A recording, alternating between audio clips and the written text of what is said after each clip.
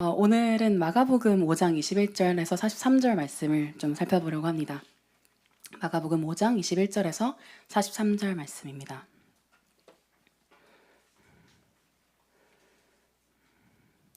네, 제가 읽도록 하겠습니다. 하나님의 말씀을 들으십시오.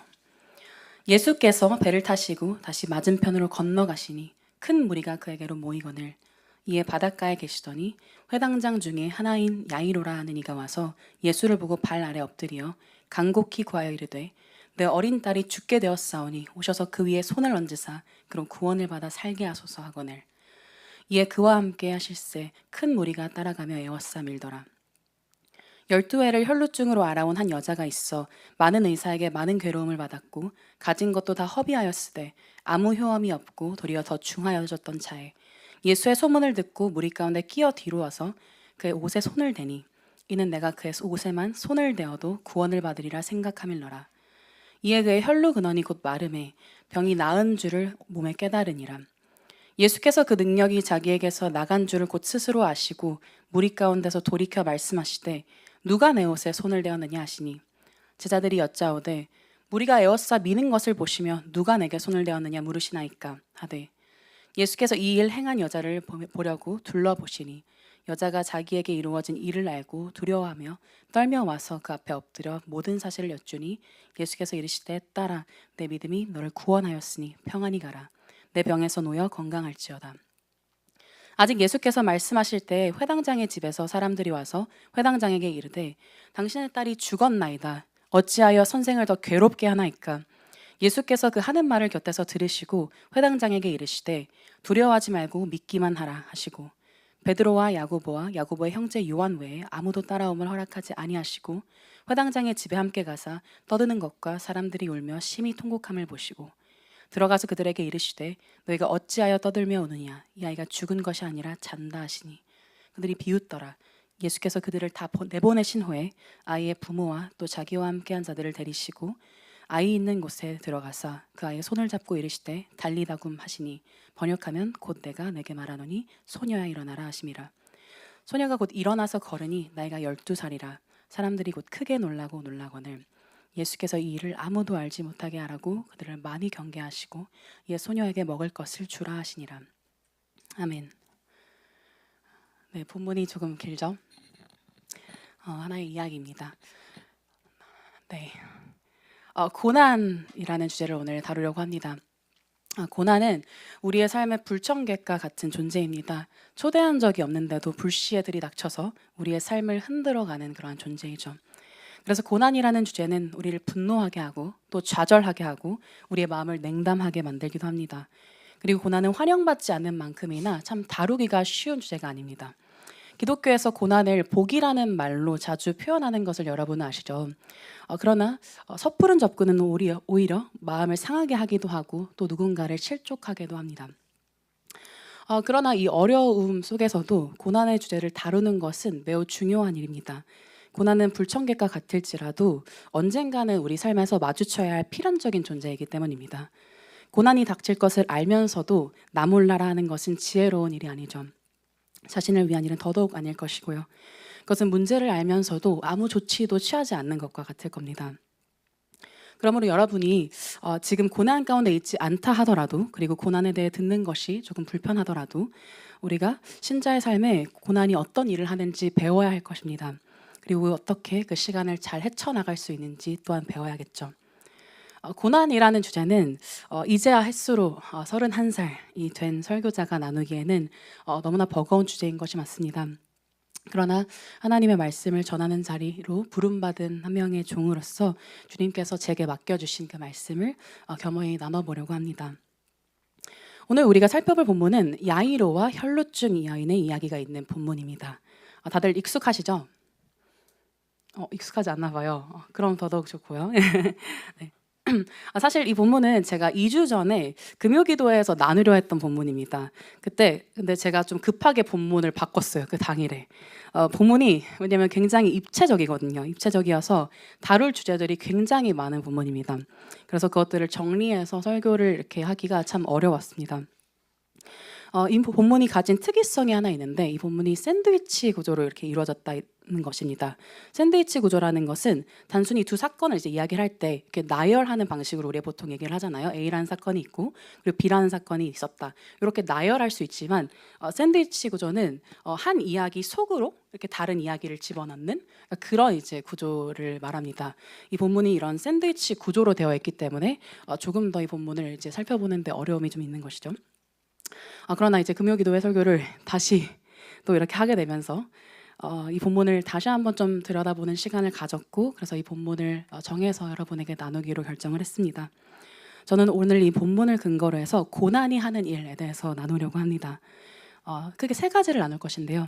첫 번째는 고난이 우리를 예수님 앞에 세운다는 것과 두 번째는 고난이 예수님이 어떠한 분이신지를 알게 한다는 것과 그리고 마지막으로는 고난이 우리 자신이라는 한계를 넘어서서 그리스도를 보게 한다는 것. 이렇게 세 가지를 통해서 고난이 하는 일을 나누도록 하겠습니다. 먼저 고난이 우리를 예수님 앞에 세운다는 것을 살펴봅시다. 본문에는 두 인물이 등장합니다. 근데 가장 먼저 등장하는 인물은 야이로라는 사람입니다. 마가는 평소에 인물들의 이름을 잘 기록하지 않아요. 근데 기록하지 않음에도 불구하고 이 사람의 이름을 기록을 하고 있습니다. 그 이름은 야이로이고 그는 회당장이었습니다. 회당장이 어떠한 사람이었냐면요. 회당장은 회당을 관리하는 그런 사람이었어요. 그래서 예배를 주관하고 또 기도하며 말씀을 설교할 사람을 이렇게 택하는 그런 일들을 했습니다. 그리고 율법을 어기는 자들을 질책하고 또 권면하기도 했죠. 이들은 랍비처럼 뭔가 전문적인 어떤 교육을 받았던 사람들은 아닙니다. 그러나 고위층 평신도로서 부와 명성을 가질 뿐만 아니라 깊은 신앙심과 도덕심도 가진 존경받는 그런 어른이었죠. 그러니까 누가 봐도 이 사람은 되게 하나님이 축복을 주시는, 복을 주시는 그런 인생을 살아왔던 것입니다.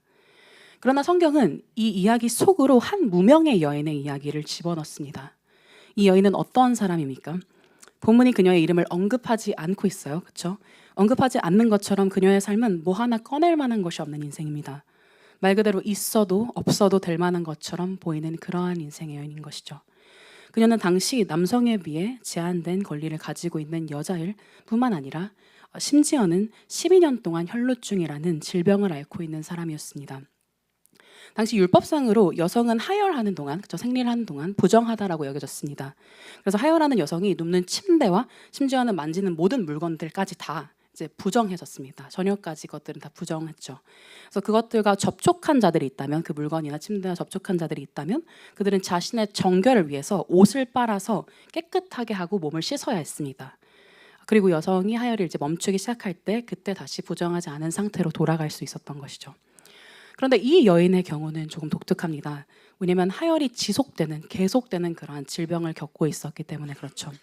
그래서 그녀는 항상 부정할 수밖에 없었습니다. 그러므로 항상 고립될 수밖에 없었죠. 누가 그녀 곁으로 왔겠습니까? 다 부정하지 않으려고 그녀를 피했겠죠. 그리고 그 시간이 12년 동안이나 지속이 됐습니다. 그러니 얼마나 외로웠을까요? 그리고 얼마나 고립되었을까요? 신앙적으로나 사회적으로나 그녀는 언제나 혼자였을 겁니다. 마가는 이 여인이 괴로움을 받았다라고 표현을 하고 있습니다. 근데 이 단어는 육체적 고통과 수치심을 결합한 단어로서 벌을 받는 것과 유사한 의미를 지니는 단어예요. 우리는 그녀의 삶이 어떠했을지 희미하게나마 추측해 볼 수 있을 겁니다. 확실한 것은 그녀의 삶이 앞서 나온 야이로의 삶과는 너무나도 달랐다는 것이죠. 그런데 우리가 본문에서 보는 것은 두 사람이 한 자리에 있는 모습입니다. 누가 봐도 하나님께 축복을 받은 것 같은 인생, 그리고 누가 봐도 하나님께 버림받은 것 같은 그 인생, 그 두 인생이 한 장소에 있는 것이죠. 성경의 독특한 지점이 바로 여기에 있습니다. 전혀 어울리지 않는 이야기가 서로 붙어 있는 것입니다. 유유상종이라는 말이 있는 것처럼 우리는 사회에서 비슷한 사람들끼리 이렇게 교제를 하고 또 그룹을 이루는 것들을 봅니다. 그리고 그것이 지극히 자연스러운 것이 세상이죠. 세상은 끼리끼리 놉니다. 그러나 성경은 우리에게 어울리지 않는 두 사람, 상충되는 두 사람을 한 자리에 모읍니다. 그리고 그 자리에 함께 있는 모습을 그려주는 것이죠. 여러분, 그들이 만난 장소가 어디였습니까? 예수님 앞입니다. 두 사람은 왜 예수님 앞에 있는 걸까요? 그야 고난이 두 사람을 이 자리에 세웠기 때문입니다. 고난이 두 사람을 이 자리에 설 수밖에 없게 했기 때문이죠. 야이로의 삶에는 부족함이 없었습니다. 아까 우리가 살펴보았던 것처럼 그는 남자였고 꽤 자랑할 만한 사회적 지위를 갖추었고 아내와 딸을 가진 사람이었습니다. 특별히 그의 기쁨은 그의 딸에게 있었을 거예요. 그의 딸을 매우 기뻐했을 거라고 추론할 수 있는 것은 동일한 본문을 다루고 있는 누가복음에서 그의 딸이 외동딸이라는 것을 알려주기 때문입니다. 그러니까 유일한 딸이었던 거죠. 유일한 자녀였던 것입니다. 그러나 그가 가진 기쁨은 역설적이게도 그에게 비극을 가져다 주었습니다. 인생이 항상 그렇죠. 그가 그토록 사랑하는 딸이 죽음의 위기에 처하게 되었기 때문입니다. 그 심정이 어땠을지 여러분 한번 생각해 보십시오. 눈물만 나올 뿐입니다. 그리고 엎친 데 덮친 격으로 42절에서는 그 아이의 나이를 말하고 있거든요. 그녀의 나이는 이 비극을 더욱 슬프게 만듭니다. 왜냐하면 그녀의 나이가 12살이었기 때문에 그렇습니다. 우리나라에서는 12살이라는 나이가 특별할 것이 없는 나이일 수도 있습니다. 초등학교 5학년 그 정도죠. 그러나 유대인들에게는 이 나이가 12이라는 나이가 매우 특별했습니다. 왜냐하면 그것은 성인의 시기에 들어서는 나이였기 때문입니다. 근데 마치 우리나라의 입장에서 봤을 때 이제 막 수능을 마치고 성인이 된 학생이 갑작스럽게 죽을 병에 걸린 그런 상황과 같다라고 보면 좋을 것 같습니다. 그러니 야이로의 슬픔을 한번 생각을 해봅시다. 우리가 이제 막 꽃을 피워야 할 나이에 딸이 갑자기 죽을 위기에 처하게 된 것입니다. 순식간에 그가 가지고 있던 많은 것들은 의미가 없게 되었을 겁니다. 그가 가진 재산도 그가 가졌던 명성도 이 문제를 도무지 해결할 수 없었으니까요. 그는 아마도 미친 사람처럼 자신의 딸을 치유해줄 의사를 찾아서 많은 곳들을 헤맸을 겁니다. 그리고 그가 놓인 상황을 제가 이렇게 혼자 상상을 해봤어요. 그때 떠오르는 시가 하나가 있었습니다. 여러분도 아마 들어본 시일 거예요. 어두운 방 안엔 바알간 숯불이 피고 외로이 늙으신 할머니가 애처로이 잦아드는 어린 목숨을 지키고 계시었다. 이윽고 눈 속을 아버지가 약을 가지고 돌아오셨다. 아버지가 눈을 헤치고 따오신 그 붉은 산수유 열매. 이 시 다들 들어보셨죠? 그렇죠? 네, 이 시에 등장하는 아버지는 산수유 열매라도 찾아줄 수 있었습니다. 자신의 자녀를 위해서요. 그러나 야이로는 자신의 자녀를 위해서 그러한 의사를 찾기 어려웠던 것 같습니다.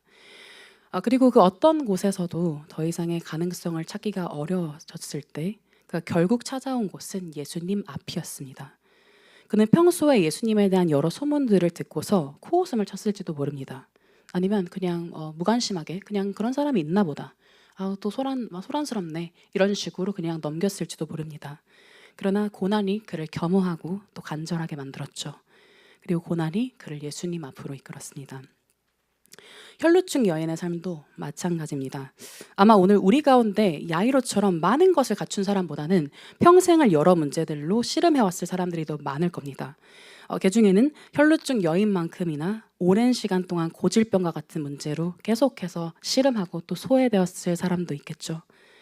그런데 그것을 아시나요? 인생이 너무나도 비참한 사람들도 희망을 품는다라는 것을요. 그리고 참 슬프게도 그 희망 때문에 도리어 더 좌절하게 됩니다. 마가는 본문에서 이 여인이 많은 의사에게 많은 괴로움을 받았다라고 말하고 있어요. 그녀는 12회, 그러니까 12년이라는 시간, 곧 야이로의 딸, 그녀가 그 딸이 살아왔던 연수만큼이나 혈루증을 앓아오고 있었던 것입니다. 그러니 그 오랜 시간 동안 그녀가 얼마나 많은 의사들을 찾아갔을까요? 반복되는 실패에도 불구하고 또 다른 의사에 대한 소문을 들으면 또 그 의사를 찾아갔을 겁니다. 그렇죠? 그리고 희미하지만 굳건한 희망을 계속해서 품었을 것이고요. 의사를 찾는 일이 쉽지 않더라도 이 질병만 정말 치료될 수 있다면, 그래서 이 질병이 낳은 이 소외에서 벗어날 수 있다면, 그리고 하나님으로부터 버림받은 것 같은 이 인생이 정말 종결될 수 있다면 하는 마음으로 그녀는 그 긴 시간을 버텼을 겁니다. 그럼에도 그녀는 그녀를 치료해 줄 수 있는 의사를 찾을 수가 없었고 어느 순간 그녀의 희망은 냉소함과 증오로 변해가 있을지도 모르죠. 그리고 그렇게 돌고 돌아서 그녀가 찾아온 곳이 바로 예수님 앞이었습니다. 그녀 또한 27절에서 나오는 것처럼 그 예수님에 대한 소문을 듣고 예수님께로 찾아온 것입니다. 그런데 그녀는 야이로와 같이 다짜고짜 예수님 앞에 설 수는 없었습니다. 무리를 뚫고 들어가는 그녀가 누구인지, 그리고 그녀가 어떤 병을 앓고 있는지를 알았더라면 부정한 사람을 향해서 쏟아지는 그 무시무시한 일이 그녀에게 벌어질지도 모르기 때문입니다. 그러나 마지막 희망은 때때로 우리에게 용기를 안겨주기도 하죠. 뭐라도 해보자 그런 싶은 마음으로 그녀가 나아갔던 곳이 바로 예수님 앞이 아니라 예수님 뒤였던 것이죠. 사랑하는 여러분, 고난이 하는 일이 무엇입니까? 고난은 우리가 우리의 인생을 책임질 수 있을 만큼 능력 있는 존재가 아니라는 것을 밝히 보여줍니다. 부유하든 가난하든 능력이 있든 능력이 없든 지혜롭든 아니면 어리석든 모두가 힘없고 나약한 피조물일 뿐이라는 것을 알게 합니다. 이는 마치 화장을 지우는 것과 같습니다. 고난은 우리의 화장을 지웁니다. 우리가 왜 화장을 덕지덕지 칠하다 보면 어느샌가는 우리의 민낯이 무엇인지를 까먹게 됩니다. 내가 정말 어떻게 생겼는지를 까먹게 되어버리는 것이죠. 그러나 고난은 우리 인생에 우리가 칠한 그 모든 화장들을 지웁니다. 그리고 초라한 우리의 민낯을 마주하게 하는 것이죠. 그러므로 유일한 희망이신 예수님 앞으로 우리를 인도하는 것입니다. 사랑하는 여러분, 어쩌면 우리가 삶을 살아가면서 예수님 앞으로 나아가지 않는 이유는 여전히 화장을 한 우리 자신에게 소망을 두기 때문일 겁니다. 내 인생을 내가 잘 통제할 수 있으며 지혜롭게 이끌어갈 수 있을 거라는 자신감이 있는 것입니다. 어떤 사람에게는 그의 삶에 주어진 안정감이 그러한 자신감을 불어넣을 수도 있을 거고요. 어떤 사람에게는 고난 중에라도 발견한 자신만의 해결책들이 그런 역할을 할 수도 있을 것 같습니다. 그러나 주님은 우리에게 고난을 때때로 허락하십니다. 그래서 우리 인생이 사실 우리의 능력 밖에 있다는 것을 알려주십니다.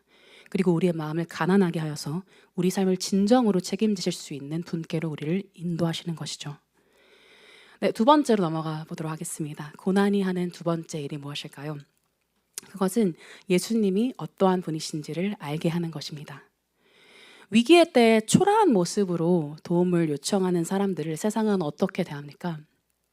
물론 우리 사회에는 좋은 어떤 보호기관들과 또 구호단체들이 있습니다. 그리고 어려움에 처한 자들이 이렇게 문을 두드리면 우리는 그 사람들이 여러 가지 방법들로 우리에게 도움을 줄 수 있다는 것도 알고 있습니다. 그러나 우리는 반대 현실이 대세를 이루는 그러한 현실 속에 살아가고 있다는 것도 잘 압니다. 약한 자들이 더욱 이용당하기 쉬운 약육강식의 현실 말이죠.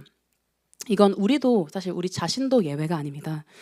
누군가가 우리에게 도움을 요청하는 그런 상황을 한번 생각을 해보세요. 그럴 때 우리의 마음이 어떻습니까? 특히 그 사람이 뭔가 평소에 그렇게 탐탁지 않았던 사람이라고 하면 우리 뭔가 옳다, 이것이다, 옳게 왔다 이런 이제 느낌으로 그 상황을 좀 받아들이겠죠. 뭔가 우리가 그 사람에 대한 통제권을 손에 쥐었다는 생각에 마냥 어깨를 좀 으쓱하게 되었을 것입니다. 그래서 사실 우리의 소원이 그런 것이지 않습니까? 그러니까 여러 사람들에게 뭐 자기의 소원이나 꿈을 물어봐도 그러면 우리는 도움을 받는 존재보다 도울 수 있는 존재이고 싶어합니다. 그렇죠. 뭐 당연한 것일 수도 있겠지만 사실 그러니까 이용당하기보다는 떵떵거리고 싶은 통제권을 쥐고 싶은 그런 마음이 우리 안에서 드러나는 것이죠.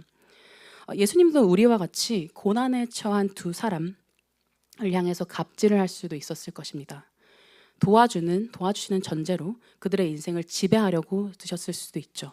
어떻게든 자신에게 이익이 되는 방향으로 이 상황을 뭔가 만들어가려고 하셨을 수도 있습니다. 그러나 예수님은 그렇게 하지 않으셨습니다. 그리고 그분은 사회적 지위와 상황이 다른 두 사람을 차별하지도 않으셨죠. 야이로는 도와줘도 쓸모가 있으니 선대해주고 혈루증에 걸린 여인은 영 도움이 될 것이 하나도 없으니까 대차게 거절하지 않으셨습니다. 우리와 다르신 분이시죠. 도리어 예수님은 그들을 향해 긍휼의 마음을 품으셨습니다. 그리고 그들의 이야기 속으로 들어가셨죠. 예수님의 발 아래 엎드린 야이로는 짓밟히지 않았고 도리어 예수님과 동행하게 되었습니다. 그리고 예수님의 몸에 손을 댄 여인은 무례하다는 싸늘한 반응 대신 뜨거운 사랑을 받게 되었습니다. 한번 이 여인의 이야기를 확대해서 살펴봅시다. 마가복음 5장 30절을 같이 읽어보도록 하겠습니다. 마가복음 5장 30절입니다. 같이 읽겠습니다. 시작. 예수께서 그 능력이 자기에게서 나간 줄을 곧 스스로 아시고 무리 가운데서 돌이켜 말씀하시되 누가 내 옷에 손을 대었느냐 하시니. 사실 누가 내 옷에 손을 대었느냐라는 말은 하실 필요가 없는 말씀입니다. 이미 많은 무리들이 그를 둘러싸고 있었죠. 예수님을 둘러싸고 있었고 이미 많은 손들이 예수님을 막 이리저리 만지고 있었을 것입니다. 그래서 제자들은 31절에 이렇게 말하는 것입니다. 아니 예수님 하실 소리를 하세요. 아니 지금 이렇게 애워싸고 있는 이 무리를 보고서도 지금 그런 이야기가 나오시는 거예요? 그런 소리를 하시는 거예요? 그러니까 답답한 마음에 이렇게 예수님께 토로를 한 것이죠. 그러나 그렇기 때문에 사실은 우리는 예수님이 실수로 그 말을 하신 것이 아니라 일부러 이 말씀을 하셨다라는 것을 알 수 있습니다. 예수님은 도대체 왜 누가 내 옷에 손을 대었냐고 물어보신 걸까요? 왜냐하면 그 여인은 단지 자신의 몸이 치유되는 것으로 만족했을지 몰라도 그 여인이요. 그러나 예수님은 그것만으로는 만족하지 않으셨기 때문입니다. 여러분, 고난이 찾아올 때 우리의 한번 모습을 좀 상상을 해봅시다. 고난이 찾아올 때 제 안에서 제가 발견하는 것은 저의 소원이 매우 조촐해지는 것을 봅니다. 고난이 올 때 우리의 소원은 축소되고 작아지고 해서 매우 조촐해집니다. 원대한 꿈을 품었던 사람들도 고난을 맞닥뜨리게 되잖아요. 그러면 그렇게 대단한 것들을 바라지 않게 됩니다. 저는 불치병에 걸려서 오랫동안 투병 생활을 했던 한 사람의 인터뷰를 TV에서 본 적이 있습니다. 그 사람은 그 병을 앓기 이전에는 꽤나 잘 나가는 사람이었습니다. 그에게는 비범해 보이는 꿈이 있었고 그 꿈을 이룰 능력도 다 갖추고 있었습니다. 그러나 알 수 없는 이유로 갑자기 그가 이제 불치병에 걸린 거죠. 그리고 그 불치병에 걸리자 그 원대했던 그의 꿈이 매우 자그마해졌습니다. 그가 이제 소원을 이제 그 인터뷰에서 물어보니까 그가 이렇게 대답을 했습니다. 우리가 잘 아는 것이죠. 건강해지기만 하면 소원이 없을 것 같아요. 이렇게 이제 대답을 한 것입니다. 그러니까 지극히 평범해 보이는 것이 그 원대한 꿈이 되어버린 것입니다. 혈루증 여인의 마음도 그러했을지 모릅니다. 그녀가 언제부터 이 병을 앓게 되었는지 우리는 알 수 없습니다. 그러나 그녀에게도 건강했던 그런 때가 있었을 것을 우리가 추측해 볼 수 있죠. 그녀는 자신이 사랑하는 사람들과 이런저런 교제를 나누고 또 함께할 날들을 소망했을 것이고요. 그리고 크고 작은 계획을 세우면서 미래를 이렇게 생각해 왔을 것입니다. 그러나 갑자기 병이 걸리게 되면서 그녀의 소원은 한 가지로 수렴되게 되었을 것이죠. 그저 나을 수만 있다면 얼마나 좋을까. 고난이 그의 소원을 바꾼 것입니다. 그리고 이러한 소원을 가지고 그녀가 예수님께 나아갔을 때 무슨 일이 일어났나요? 그녀의 손이 예수님의 옷에 닿자 그녀가 그토록 오랫동안 바랬던 그 소원이 성취되었습니다. 기적과 같은 일이 일어난 것입니다. 항상 그녀의 부정은 다른 사람들을 부정하게 하는 방향으로 흘렀습니다. 그녀가 만진 모든 것들은 다 부정하게 되었죠. 그러나 이 순간에선 예수님의 능력이 도리어 그녀의 부정을 압도해버린 것입니다. 그녀의 부정을 앗아가 버린 것입니다. 그러므로 그녀는 치유된 것이죠. 조촐했던 그의 소원이 정말 성취가 된 것입니다. 그녀는 치유가 되었습니다. 그리고 이제 그녀는 집으로 돌아가기만 하면 됩니다. 그런데 예수님이 갑자기 그녀를 부르시는 겁니다. 그녀를 찾는 목소리에 두려운 나머지 이 여인은 물어보지도 않은 모든 사실들을 예수님께 막 아뢰기 시작해요. 제가 사실 막 이러다가 왔고요. 막 이런 이제 주저리 얘기들을 막 했을 거예요. 그러다가 그 당황하는 그 가운데서 예수님의 목소리를 듣게 되었죠. 예수님이 어떤 말씀을 하셨습니까? 34절입니다. 제가 읽도록 하겠습니다. 마가복음 5장 34절입니다. 예수께서 이르시되 딸아 내 믿음이 너를 구원하였으니 평안히 가라 내 병에서 놓여 건강할지어다. 어떤 말이었습니까? 여자의 믿음이 여자를 구원했다는 예수님의 말입니다. 한번 생각을 해봅시다. 이 여자의 믿음이 정말 그렇게 대단한 무언가였을까요? 많은 주석가들은 그녀의 믿음이 당시 사람들 사이에 팽배했던 그냥 미신적인 믿음과 크게 다르지 않다라고 얘기를 합니다. 자신들의 통치자의 옷에 이렇게 손을 대면 복을 받는다고 믿었던 그런 어떤 관념, 그런 어떠한 이제 통념과 같은 믿음이었던 것이죠. 그녀는 사실 우리와 크게 다르지 않았던 겁니다. 많은 의사들을 거치면서 희망과 좌절을 반복하다가 예수님의 소식을 듣고 저분이라면 나를 고쳐주시지 않으실까 하고 희망을 품었던 것이죠. 그런데 예수님은 그 희미한 믿음마저도 낚아채셔서 그녀가 바라고 상상했던 것 이상의 자리로 그녀를 부르신 것입니다. 우리 자신을 한번 생각을 해봅시다. 우리 한번 그 예수님을 만났던 그 순간을 다들 기억하고 계시나요? 저는 그 순간이 되게 강렬해서 되게 항상 이제 기억을 하고 항상 많은 사람들에게 자주 이야기하게 되는 것 같습니다.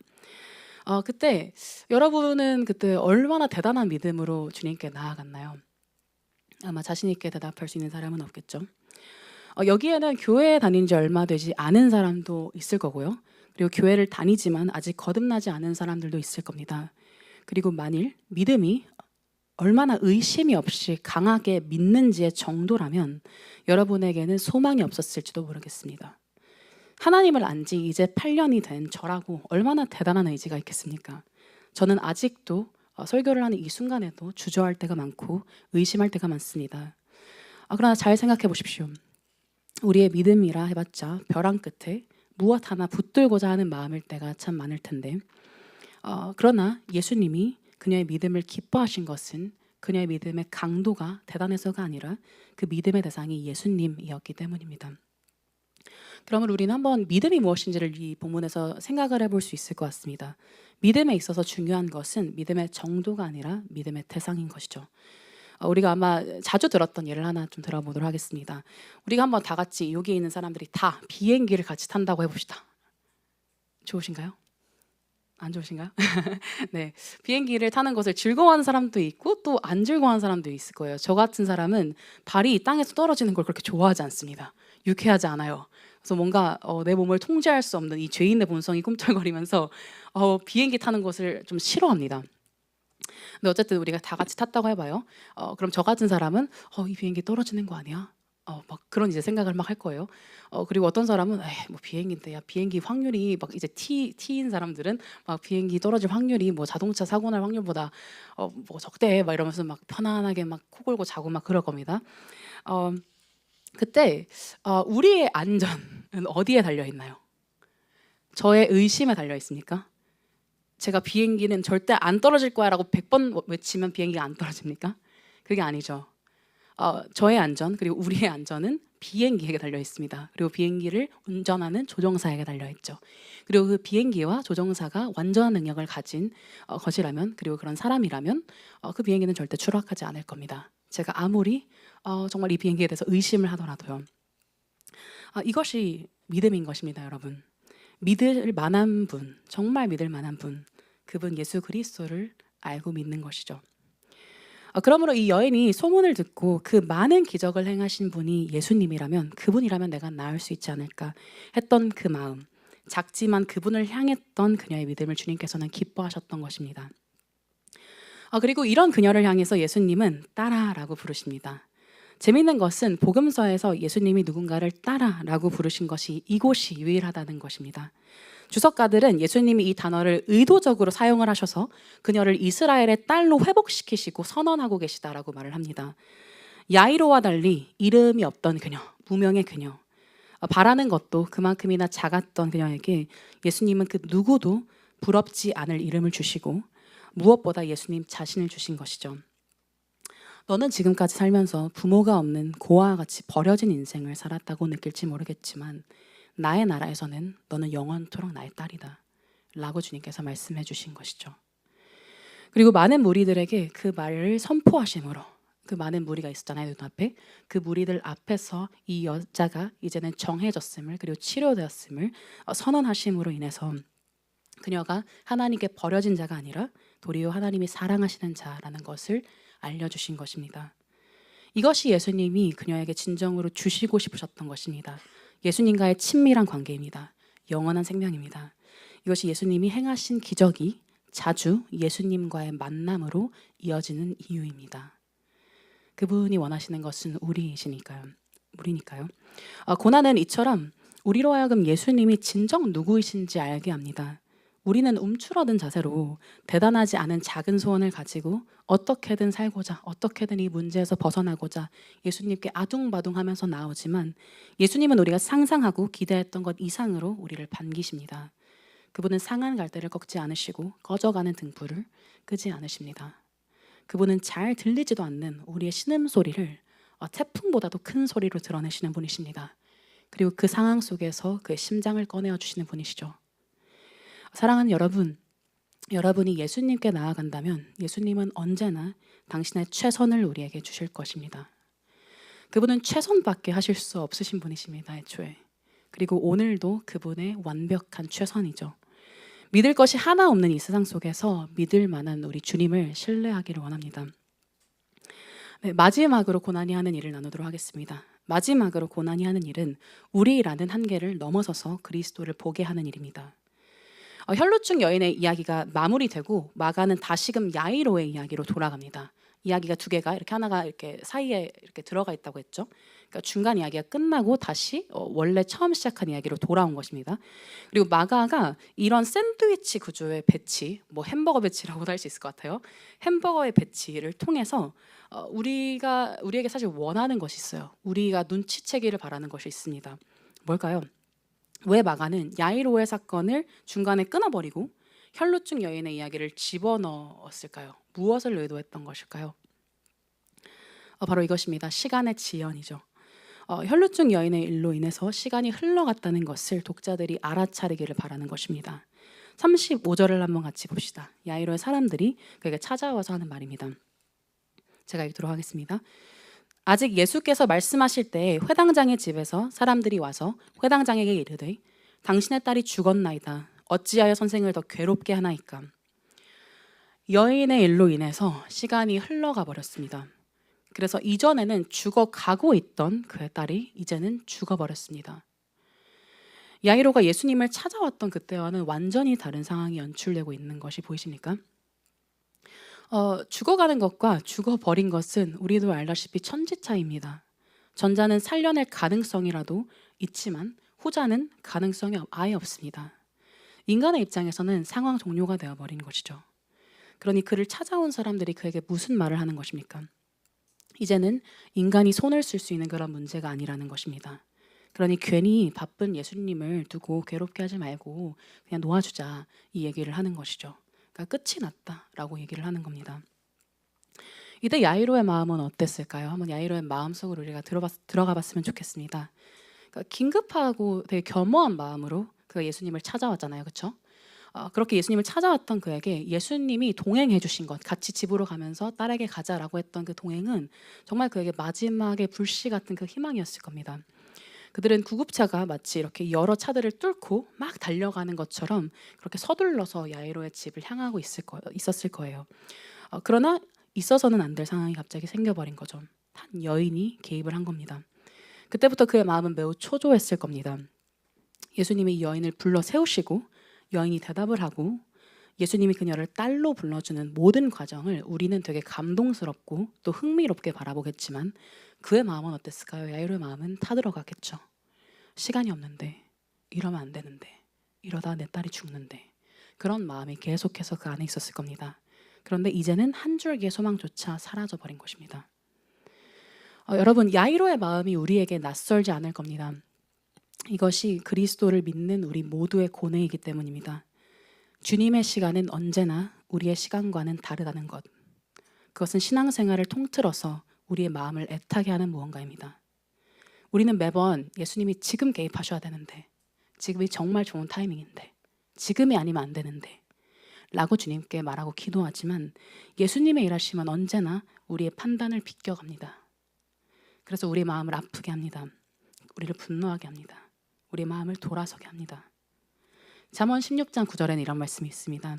사람이 마음으로 자기의 길을 계획할지라도 그의 걸음을 인도하시는 이는 여호와시니라.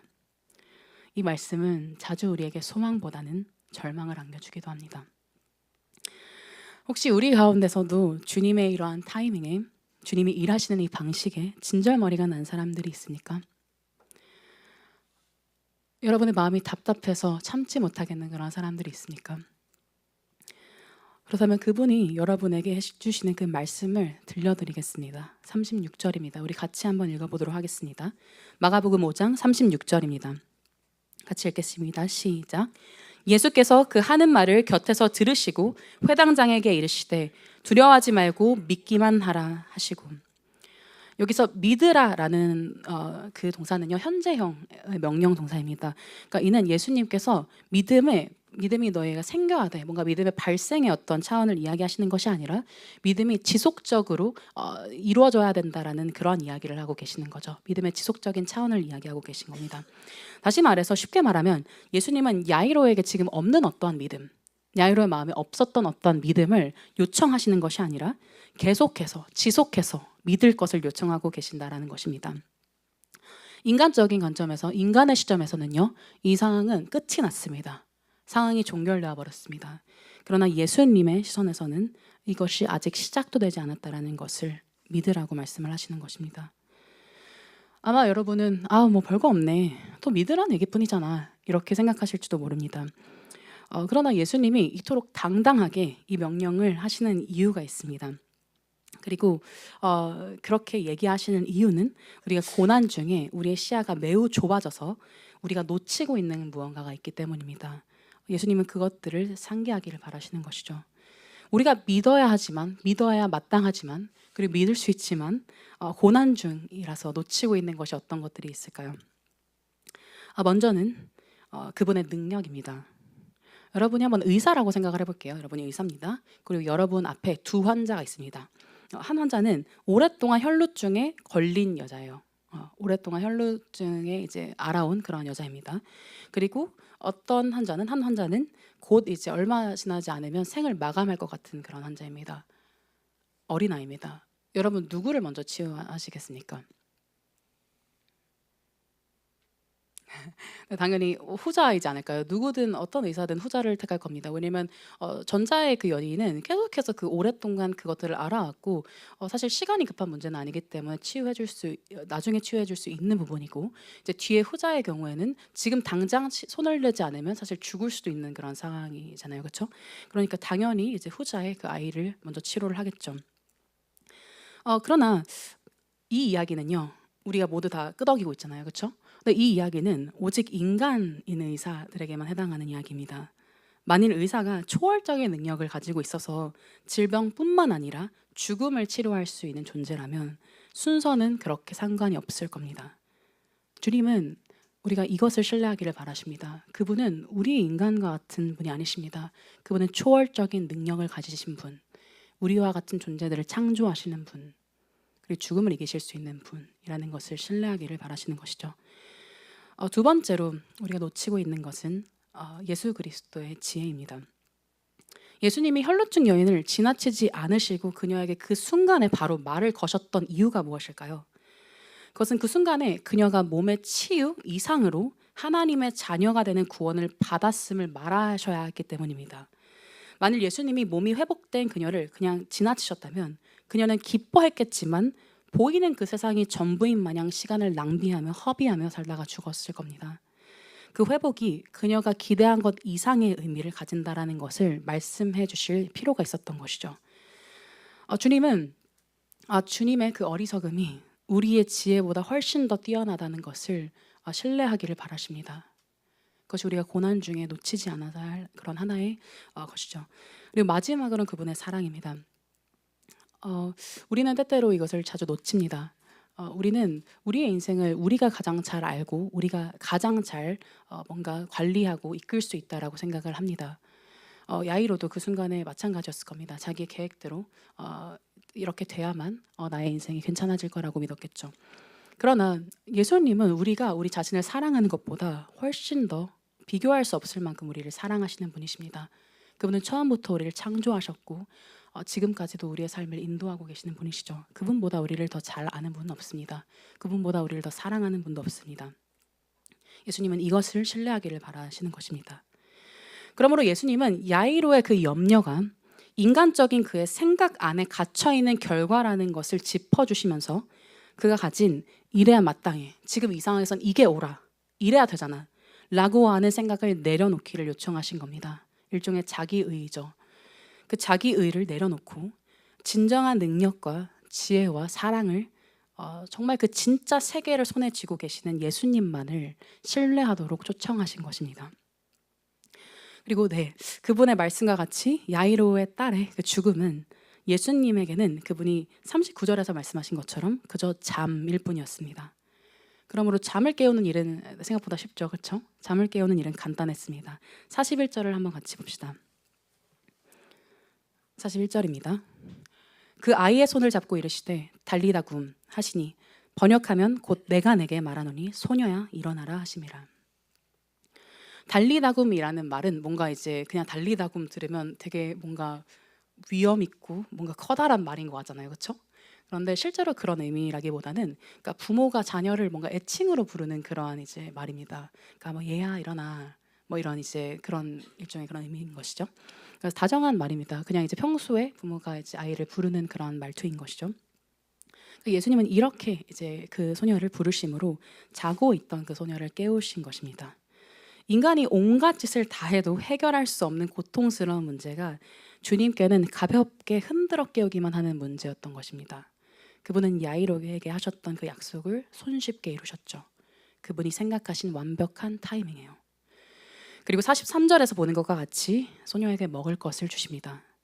이제는 그분 안에서 먹고 마시는 새로운 하나님의 나라로 그녀를 초대하신 것입니다.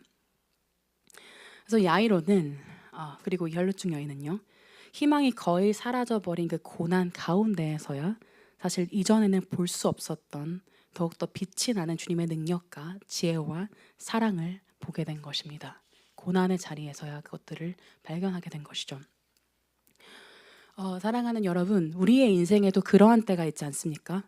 마음이 답답해서 죽어버릴 것 같은 그러한 문제에 시달릴 때, 내가 어떻게 할 수 없는 상황 속에 갇혀 있을 때, 그때 기도하면서 또 말씀을 보면서 나름 예수님을 붙들며 예수님을 신뢰해 보려고 노력을 합니다. 아둥바둥 그렇게 노력을 합니다. 그런데 그것들이 어느 순간에 종결될 줄 알았는데, 이것이 해결될 줄 알았는데 그 시간이 계속해서 길어지는 겁니다. 기다리고 기다렸는데 계속해서 문제가 해결되지 않습니다. 기다리고 기다리는데 마음만 냉소해지는 것 같습니다. 그리고 결국엔 예상했던 것과는 다른 상황으로 아예 치달아 버리는 것이죠. 그래서 더 이상은 이제 주님을 믿지 못하겠다라고 선언하는 그때, 우리의 삶 가운데서도 그러한 순간들이 있었을 겁니다. 숨이 막히는 것 같은 고통을 느끼는 그런 순간들이죠. 저의 삶에도 그러한 순간들이 참 많았습니다. 그러나 여러분, 우리가 우리의 생각을 버리고 우리가 옳다 여기는 것들, 우리가 마땅히 이래야 한다라고 여기는 것들을 버리고 누구보다도 우리를 위하시는 주님의 능력과 지혜와 그분의 사랑을 믿는다면 우리는 시간이 조금 지연되더라도 오히려 여유를 가지고 하나님의 일하심을 흐뭇하게 지켜볼 수 있을 것입니다. 그것이 주님이 우리를 요청하시는 그 자리인 것이죠. 생각만 해도 짜릿하지 않습니까? 저는 사실 참 이것이 짜릿한 일이라고 생각을 합니다. 하나님이 아니면 해결될 수 없는 그 문제들, 이 삶을 찾아올 때 때때로 저는 굉장히 인생이 재밌다라는 생각을 합니다. 우리의 삶에서 예를 들면 해결될 수 있는 여러 문제들이 발생하고 그것들이 해결됐을 때는 사실 하나님이 아닌 다른 것들에도 영광을 돌릴 수 있을 거예요. 그 문제는 뭐 하나님이 아니어도 다른 것들로 해결될 수 있는 것들이니까요. 그런데 우리의 삶에 하나님이 아니고서는 절대 해결될 수 없는 그 문제, 하나님이 아니고서는 다루어질 수 없는 어떠한 상황을 마주했을 때 우리는 하나님께서만 행하셔야 이 모든 고난이 신비롭게 풀리는 그 아름다운 그런 풍경을 바라볼 수가 있게 됩니다. 제가 정신이 나간 것처럼 보일 수도 있겠지만 주님은 말씀을 통해서 오늘도 저에게 지극히 이것이 당연하다라는 것을 계속해서 말씀해 주시고 계십니다. 그리고 주님밖에는 해답이 없는 그 상황에서 우리는 결국 오직 주님밖에는 찬양할 수 없게 될 것입니다. 오직 그 자리에서는 주님만 영광을 받으시겠죠. 여러분, 깜깜한 밤을 두려워하는 사람들은 있어도 깜깜한 밤 하늘에 박힌 반짝이는 그 별들을 두려워하는 사람들은 없습니다. 그것은 매우 아름답고 기이해서 많은 사람들을 매료하죠. 많은 사람들을 끌어들입니다.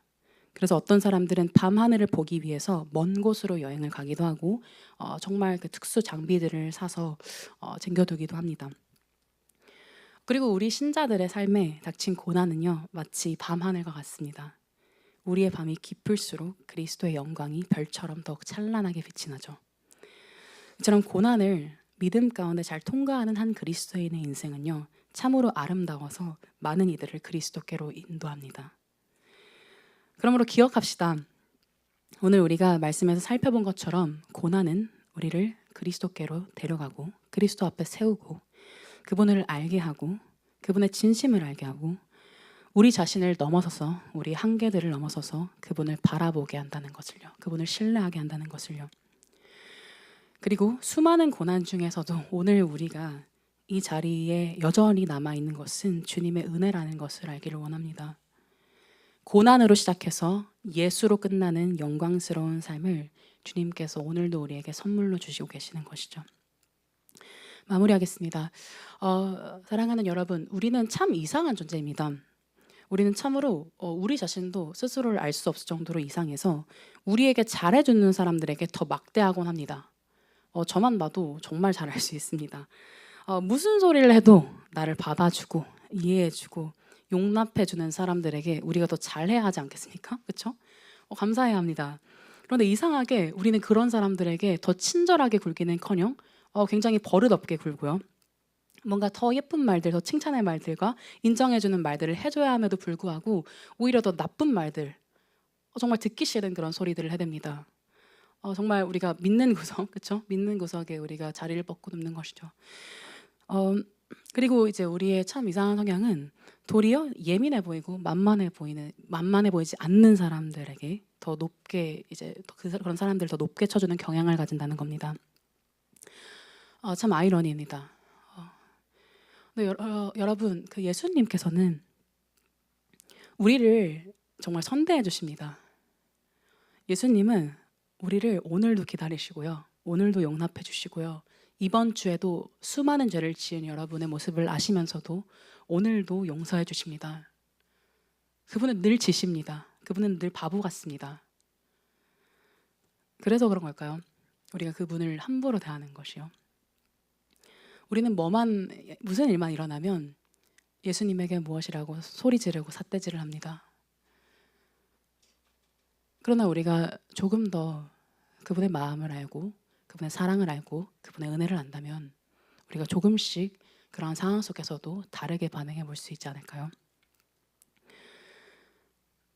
예수 그리스도는 우리와 같이 버릇없는 자들에게도 우리를 포기하지 않으시고 모든 죄와 죽음을 다 끌어안고 십자가에서 죽으심을 통해서 우리에게 모든 생명과 모든 풍성한 삶을 주신 분이십니다. 이것이 우리의 주인이시고 우리의 구주이시고 우리의 주이시고요. 우리가 평생토록 함께할 이십니다.